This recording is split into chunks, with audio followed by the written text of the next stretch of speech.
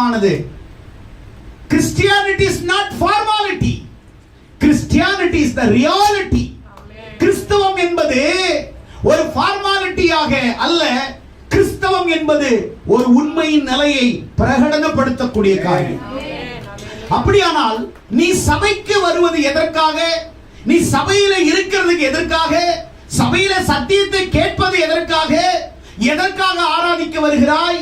எதற்காக தேவனை தேட வருகிறாய்? எதற்காக வேதம் வாசிக்கிறாய் என்றால், சுருக்கமாக ஒரு வரியில் சொன்னால், வேதம் சொல்லுகிறது, நான் பரிசுத்தர், ஆகையால் நீங்களும் பரிசுத்தராக தேவன் பரிசுத்தராய் இருக்கிறார்.